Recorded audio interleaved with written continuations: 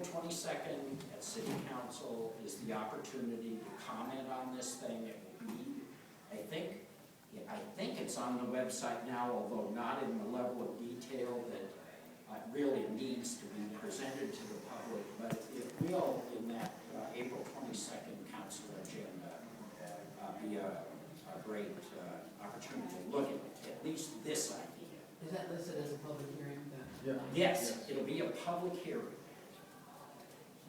And that was one of the, I got a note the other day from a lady who was very concerned. We had a public comment come in Monday night, and nobody asked questions. Part of it was, we're all sitting there looking at this new idea, and folks are still commenting on the old idea, and it was sort of like, you hate to say, but we're looking at this idea, not this. It was an odd transition point, and that, so anyone that came, talked, and didn't get what they felt like was appropriate feedback, it was partially, we're trying to figure out what's going on at this point. Well, I think that was partly because there were no specifics about the new idea. Right. Okay, well, I think we have our direction. I wanted to ask a question though. So are you saying that is a decision going to be made on the 22nd? No, a public hearing will be held. Okay.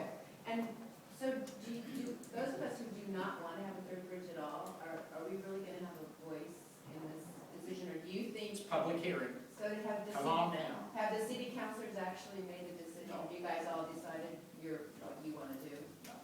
Okay. Has any of the Why don't finance, you want a bridge? What's the problem? has any of the financing of this been? No. No, No. because that's the big question. Well, Right. let's just get kind of real about a third bridge and financing and the future. It isn't, we're talking 10 years, 20 years from now. This is not something happening in 2 years, 5 years. I expect to be, and I've always thought, I would not live to see the third bridge. I have not changed my opinion yet, but I'm getting a lot older, so we're some distance away from that. This is not something happening tomorrow. Richard, then Sue. Well, two things that are happening today is that these, if the city, especially, I'm going to say reauthorizes this, if the bridge concept gets authorized, it does put a cloud on those properties. So it makes it very difficult, and some of the sketchy housing you referred to, when we canvassed up there, I went into those homes and people have been living there for years. They don't have any alternative, and part of why they're sketchy is because of the prior transportation planning that went through there, put a cloud on the property so they can't move it. The other today part is that I don't know what is the response when people bring up the fact that in 87 and 88, there were bridgehead studies, there were ideas for mitigating, that the city approved, that were ideas for mitigating traffic on and off the bridge, because the bridges, I'm getting on my bandwagon here. Yeah. The bridges are not operating at capacity. They can handle more traffic. The problem is getting on them and getting off them, so why isn't that an alternative being considered? I think, for me, Yeah. I think it is an alternative. I think it is part of a broader discussion, because we're not gonna build an 8-lane bridge up there. We have got to come to grips with the current bottleneck that's created with a stop sign at the bottom of a, all the pieces. That it is I think this has brought us into a more realistic discussion. Also the realization that this is going to take a lot of time and work to get anything done. We're looking out in time 10, 15 years. That this isn't the done deal. But I think that the discussion that's gone on around what's going to be done at the existing bridges is really an important part of it. The other is that what would a third bridge at the north end connecting North and West Salem mean for the economic development of that area? And when I talk about bridgehead studies, it actually begins to focus city planning decision-making around that housing. I mean, we can't just come in and throw a cloud over the top of those people. We've got to have something going on. You can get well ahead of any kind of construction project and even never do the construction, but you certainly can work with people on improving housing and improving commercial opportunity for businesses up there in an area that really seems to get every once in a while they'll get just sort of going, and then it just gets smacked down, and then it gets going again, but there is a lot of work that could be done up there that I think is just really positive. So what I'm trying to do is figure out how can we put this all together into a long-term project that benefits that neighborhood, allows us to at least put an end to this endless bridge. I mean, this has gone on forever, and it is time to clear the decks of this discussion and get into place a bridge with a scope and value to the community beyond somebody getting from I-5 to Spirit Mountain. It's just got to.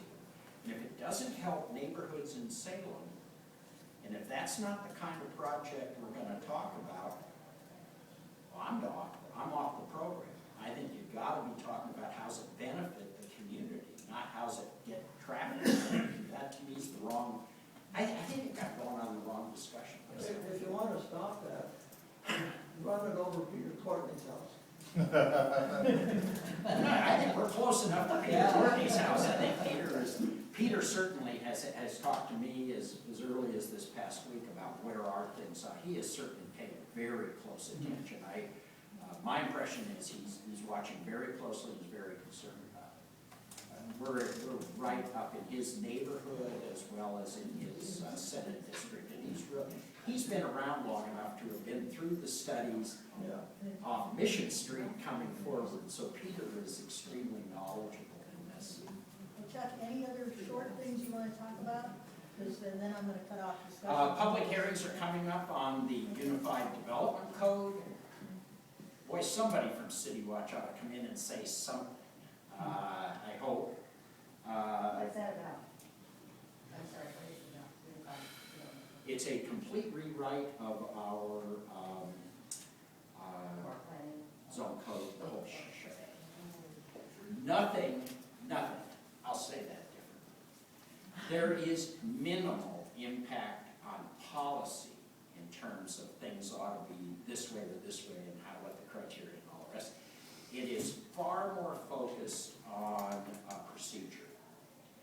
And as you guys who do land use stuff know, procedure can be everything. And it can be nothing. It just depends. But if you are concerned about the process, now's the time to take a look. It's a very, very big project. I've been working on it for 4 years. I've been on a committee holding hearings and meeting on it.